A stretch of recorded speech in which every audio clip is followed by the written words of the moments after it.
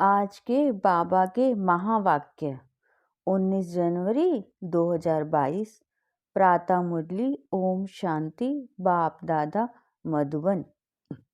मीठे बच्चे कार्य व्यवहार करते बुद्धि योग एक बाप से लगा रहे, यही है सच्ची यात्रा। इस यात्रा में कभी भी थकना नहीं। आज का प्रश्न है, ब्राह्मण जीवन में उन्नति के लिए किस बात का बल चाहिए? अनेक आत्माओं की आशीर्वाद का बल ही उन्नति का साधन है। जितना अनेकों का कल्याण करोगे, जो ज्ञान रतन बाप से मिले हैं उसका दान करेंगे, उतना अनेक आत्माओं को आशीर्वाद मिलेगी। बाबा बच्चों को राय देते हैं, बच्चे पैसा है तो सेंटर खोलते जाओ, हॉस्पिटल कम यूनिवर्सिटी खोलो, जिसका भी कल्याण होगा उसकी आशीर्वाद मिल जाएगी। आज का गीत बजा है, रात के राही थक मत जाना। ओम शांति ओम शांति। गीत का अर्थ तो बच्चों को आपे ही बुद्धि में आना चाहिए। अभी हम सब हैं रूहानी राही, भगवान बाप के पास आत्माओं को जाना है। ऐसे नहीं कहेंगे कि जीव आत्माओं को जाना है। जीव आत्माओं को शरीर छोड़कर वापस जाना है। मनुष्य मरते हैं तो कहते हैं फैलाना वैकुंठवासी हुआ, परंतु तुम जानते हो अच्छे व बुरे संस्कारों अनुसार पुनर्जन्म लेना पड़ता है। बुरे संस्कारों के कारण तुम्हारे सिर पर पापों का बोझ चढ़ा हुआ है, चाहे इस जन्म का व जन्म जन्मांतर का चढ़ा हुआ है। वह अब तुमको योग बल से भस्म करना है। बाप को याद करना, इसको ही योग अग्नि कहा जाता है। काम चिता पर बैठने से पाप आत्मा बनते हैं और इस योग अग्नि से फिर चढ़े हुए पाप भस्म होते हैं। तो ब्राह्मण बच्चे जानते हैं कि हम राही हैं। ग्रस्त व्यवहार में रहते, धंधा आदि करते, हमारा बुद्धि योग बाप के साथ है। तो जैसे कि हम यात्रा पर हैं, इसमें थकना नहीं है। बहुत पुरुषार्थ चाहिए। ज्ञान तो बहुत सहज है। प्राचीन भारत के योग की बहुत महिमा है, परंतु वह गीता सुनाने वाले कभी भी ऐसा नहीं कहते कि शिव बाबा ने योग सिखाया। गीता में दिखाया है, एक अर्जुन को ही बैठ कृष्ण सुनाते हैं, ऐसी तो कोई बात है नहीं। यह तो मनुष्य से देवता बनना है और पांडव सेना है जरूर। पांडवों की सेना को ही नॉलेज मिलती है और पांडवपति ही देते हैं। मनुष्यों को कुछ भी पता नहीं है। आगे चलकर बहुत लोग कहेंगे, बरोबर गीता के भगवान ने 5000 वर्ष पहले ज्ञान दिया था, परंतु यह पता नहीं है कि किसने दिया था। कल्प की आयु का भी पता नहीं है। अपनी अपनी मत देते रहते हैं। गांधी गीता, टैगोर गीता, अंदर के नाम यही डालते हैं। कृष्ण भगवान वाच अर्जुन प्रति लड़ाई भी दिखाते हैं, परंतु लड़ाई की बात है नहीं। यहाँ तुम्हारी है योग बल की बात। उन्होंने नाम लगा दिया है लड़ाई का। जैसे चंद्रवंशी राम को बाण आदि दिए हैं, वास्तव में ज्ञान की बात है। वह नापास हुआ इसलिए निशानी दे दी, तो त्रेता युगी राम सीता का भी चित्र देना पड़े। घराने होते हैं ना, सूर्यवंशी घराना, चंद्रवंशी घराना। गीता में तो ऐसी बात लिखी हुई नहीं है कि भगवान ने गीता सुनाकर सूर्यवंशी चंद्रवंशी राजधानी स्थापन की। यह तो जरूर है, गीता है आदि सनातन देवी देवता धर्म का शास्त्र। वह कह देते हैं, वह हिंदू कह देते हैं। अपने को देवी देवता धर्म का कह नहीं सकते क्योंकि अपवित्र है। यह जो कहते हैं झूठी माया झूठी काया, सो तो बिल्कुल ठीक है। झूठ खंड में झूठे ही रहेंगे, सच खंड में है सच। सच खंड स्थापन करने वाला सच बतलाते हैं। भारत जो पूज्य था अब वही पुजारी बन गया है। पूज्य जो होकर गए थे उन्हों की पूजा कर रहे हैं। जो पूज्य घराना था अब अभी पुजारी हैं। इसलिए गाया जाता है, आप ही पूज्य आप ही पुजारी। पूज्य डिनाइस्टी थी, अभी कलयुग में है पुजारी, शूद्र डिनाइस्टी। सूर्यवंशी कुल चंद्रवंशी कुल, तुम बच्चों को समझाना है। भारत ऐसा था, चित्र तो है ना, सतयुग में भारत मालामाल था। यह है बेहद की हिस्ट्री ज्योग्राफी, कोई भी नहीं जानते हैं। यह वर्ण भी समझाने के लिए जरूरी है। यह बेहद की हिस्ट्री ज्योग्राफी कोई भी नहीं जानते हैं। यह वर्ण भी समझाने के लिए ज़रूरी है। हम ब्राह्मण हैं, ऊंचे ते ऊंचे, इसको कहेंगे नया ऊंच वर्ण। जब शादी करते हैं तो भी कुल को देखते हैं ना, तो तुम्हारा कुल बहुत ऊंचा है। भल ब्राह्मण तो दुनिया में वह भी बहुत हैं, परंतु संगम पर ब्रह्मा की संतान ब्राह्मण कुल होता है। वह यह नहीं जानते, यह नई बात है ना। मनुष्य समझाते हैं, इन्हों की शायद अपनी नई गीता बनी हुई है। यह तो तुम बच्चे जानते हो, बाप राजयोग सिखा रहे हैं। हम सो देवता बन रहे हैं, हम राजाई स्थापन कर रहे हैं, ऐसा और कोई कह न सके। वे तो जो पास्ट हो गए हैं उन्हों की कथाएं बैठ सुनाते हैं। यहाँ हम महिमा तो गीता की ही करते हैं। तो मनुष्य समझाते हैं, यह गीता को मानते हैं। तुम जानते हो वह है भक्ति मार्ग की गीता, परंतु जिसने गीता सुनाई उनसे तुम अब डायरेक्ट सुन रहे हो। बंदर सेना भी मशहूर है, चित्र भी दिखाते हैं, here no evil see no evil. अब बंदर को तो यह नहीं कहेंगे, जरूर मनुष्य के लिए होगा। भल सूरत मनुष्य की है परंतु सीरत बंदर की है, इसलिए ह्यूमन बंदरों को कहा जाता है। बुरा मत सुनो, कान बंद कर दो। तुम बच्चे जानते हो यह है पुराना शरीर, इसे कुछ ना कुछ होता रहता है। कोई की स्त्री मरती है तो कहते हैं पुरानी जुत्ती गई फिर नहीं खरीद लेंगे। शिव बाबा को तो चाहिए भी पुरानी जुत्ती। नई जुत्ती अर्थात नया शरीर, उसमें तो आना नहीं है। तो नए ते नया था, वही अब पुराना हुआ। बाबा कहते हैं नंबर 1 में 84 जन्म इसने लिए हैं। जो नंबर 1 पावन सर्वगुण संपन्न है उनको भी पतित बनना पड़े तब फिर पावन बने।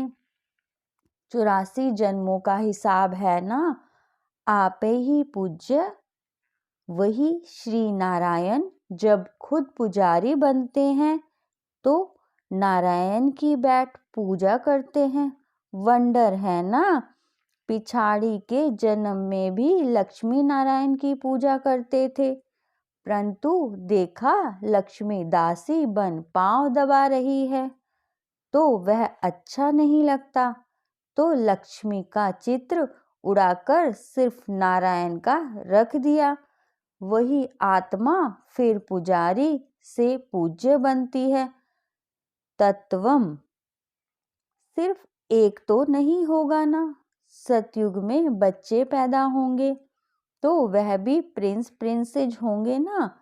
अब तुम बच्चों का बाप श्रृंगार कर रहे हैं वापस ले चलने के लिए। जानते हो कि हम स्वर्ग के मालिक बन रहे हैं। पुनर्जन्म सतयुग में मिलेगा। अब स्थापना हो रही है। तुम जानते हो कि बरोबर ऐसा अटल अखंड सुख शांति का राज्य था। तुम कोई को भी यह समझा सकते हो कि हम राजयोग प्रैक्टिकल में सीख रहे हैं। कोई कहते हैं कि फलाने संत के पास गए, हमको बहुत शांति मिली, परंतु ये तो कोई अल्पकाल क्षणभंगुर की शांति करके 10-20 को मिलेगी। यह तो दुनिया का सवाल है।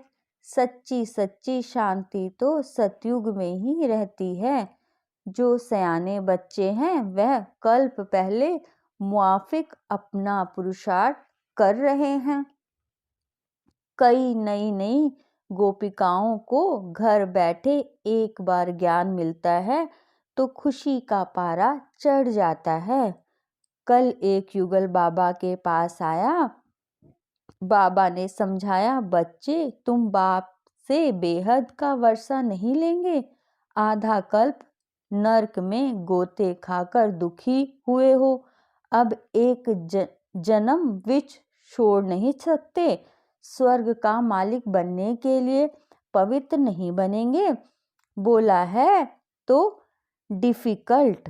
बाबा ने कहा, काम चिता पर बैठने के लिए जिस्मानी ब्राह्मण ने तुम्हारा हथियाला बांधा। अब तुम ज्ञान चिता पर बैठ स्वर्ग के महाराजा महारानी बनो। तो कहा, आपको सहायता देनी पड़ेगी। बाबा ने कहा, शिव बाबा को याद करते रहते तो जरूर सहायता मिलेगी। बोला, हाँ याद करूँगा। झट बाप से हथियाला बांधा, अंगूठी भी पहनी। यह बाप दादा है ना, बेहद का बाप कहते हैं। बच्चे तुम पवित्र नहीं बनोगे तो स्वर्ग में भी नहीं चल सकोगे। यह अंतिम जन्म पवित्र नहीं बनने से तुम्हारी राजाई खो बैठेंगे। इतना थोड़ा समय भी तुम पवित्र नहीं बन सकते हो। बाबा तुम्हारा ज्ञान योग से श्रृंगार कर रहे हैं। तुम ऐसे लक्ष्मी नारायण बन जाते हो। अगर बाप का नहीं माना तो समझेंगे इन जैसा महामूर्ख दुनिया में कोई नहीं है। एक होते हैं हद के मूर्ख, दूसरे होते हैं बेहद के मूर्ख। यहाँ पर ऐसे नहीं बैठ सकते। जो वायुमंडल को खराब करे, हंस मंडली में मलेच्छ बैठ ना सके। बाप कितना श्रृंगार कर लक्ष्मी नारायण जैसा बनाते हैं और माया फिर बिल्कुल कंगाल वर्थ नाट पैनी बना देती है। भल कोई के पास 50 करोड़ है तो भी वर्थ नाट पैनी है, क्योंकि यह सब तो भस्म होना है। साथ में तो सच्ची कमाई ही चलेगी। बाबा राय देते हैं, बच्चे सेंटर्स खोलते जाओ, मनुष्यों का बैठ श्रृंगार करो, परंतु यूनिवर्सिटी कम हॉस्पिटल खोलने वाला भी अच्छा हो, जो किसको समझा सके या दूसरे को खोल दे तो वह बैठ समझावे, तो उनकी आशीर्वाद से भी भरपूर हो जाएंगे। बल तो मिलता है ना। 21 जन्म के लिए फायदा है। ऐसा कोई होगा जो बाप की श्रीमत पर ना चले। कदम कदम पर बाप की श्रीमत पर चलना चाहिए। विघ्न तो पड़ेंगे ही।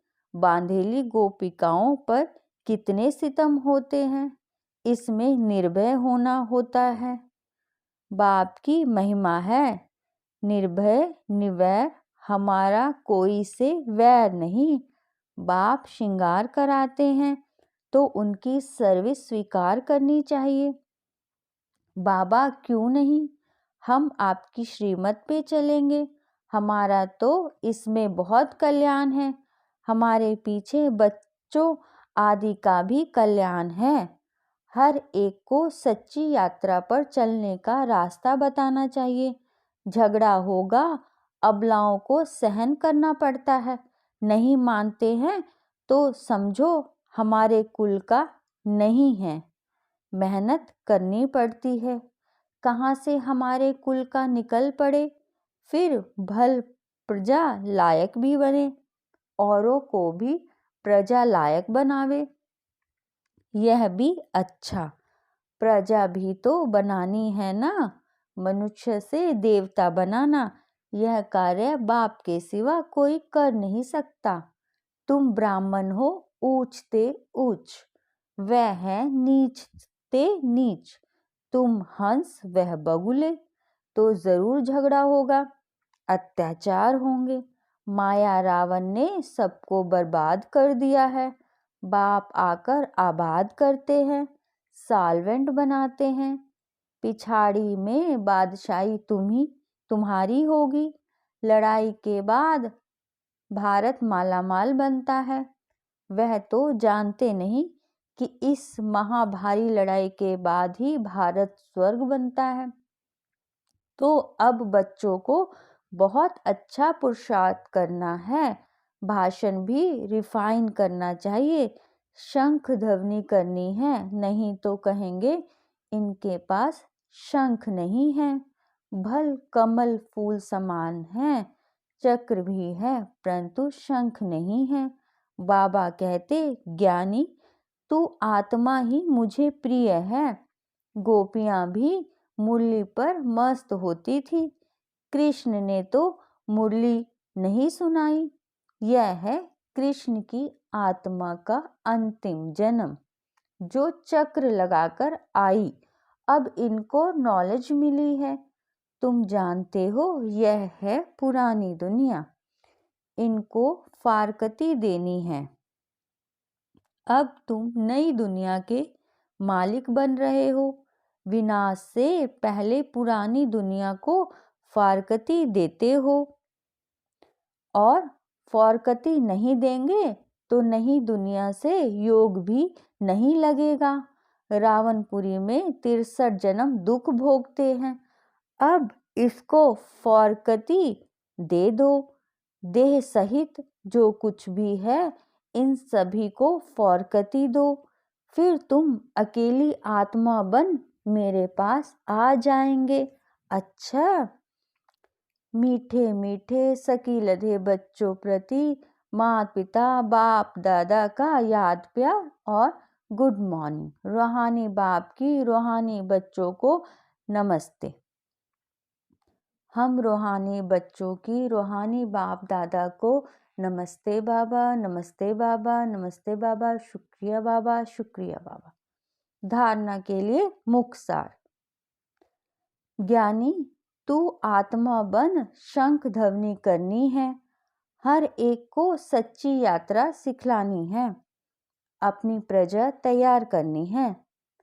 बुद्धि से पुरानी दुनिया को फारकती देना है। नई दुनिया से बुद्धि योग लगाना है। निर्भय निर्वैर बनना है। आज का वरदान है, व्यक्त भाव की आकर्षण से परे अव्यक्त स्थिति का अनुभव करने वाले स्वर्व बंधन मुक्त भव। व्यक्त भाव की आकर्षण से परे अव्यक्त स्थिति का अनुभव करने वाले सर्व बंधन मुक्त भव। प्रवृत्ति में रहते बंधन मुक्त बनने के लिए संकल्प से भी किसी संबंध में, अपनी देह में और पदार्थों में फंसना नहीं। संकल्प में भी कोई बंधन आकर्षित ना करे, क्योंकि संकल्प में आएगा तो संकल्प के बाद फिर कर्म में भी आ जाएगा। इसलिए व्यक्त भाव में आते भी व्यक्त भाव की आकर्षण में नहीं आना, तब ही न्यारी और प्यारी अव्यक्त स्थिति का अनुभव कर सकेंगे। आज का स्लोगन है, बाप के सहारे का अनुभव करना है तो हद के किनारों का सहारा छोड़ दो। लवलीन स्थिति का अनुभव करो। परमात्म प्यार में सदा लवलीन खोए हुए रहो तो चेहरे की झलक और फलक अनुभूति की किरणें इतनी शक्तिशाली होंगी जो कोई भी समस्या समीप आना तो दूर लेकिन आंख उठाकर भी नहीं देख सकती। किसी भी प्रकार की मेहनत अनुभव नहीं होगी। ओम शांति, ओम शांति।